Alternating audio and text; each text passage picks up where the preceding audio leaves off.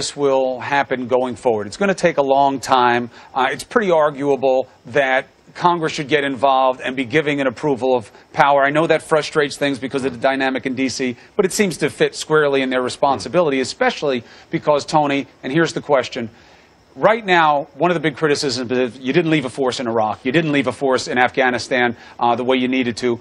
Are you rethinking that now as policy? Will you keep advisors on the ground in these hot areas for the foreseeable future?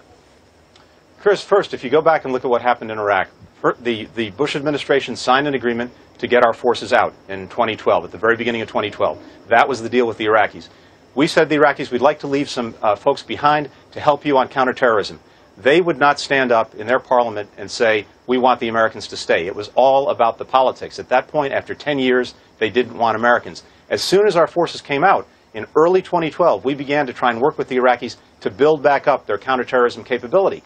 We offered them advisors. We offered them military assistance. At first, they didn't want it. 2013, ISIL rears its head. All of a sudden, they want it. So for the last year or more, we've been working to rebuild that Iraqi capacity. Unfortunately, the ISIL problem outran what we were able to do. But now, with a new Iraqi government, remodeling the army, with a partner there, and with our commitment, we believe we can get ahead of this. So the answer is not to repeat the last decade. It is not to send 150,000 American troops. It is not to spend trillions of dollars.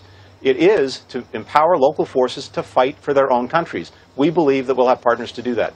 And that's the key. We've got to see those partners step up. Tony, thank you very much for taking on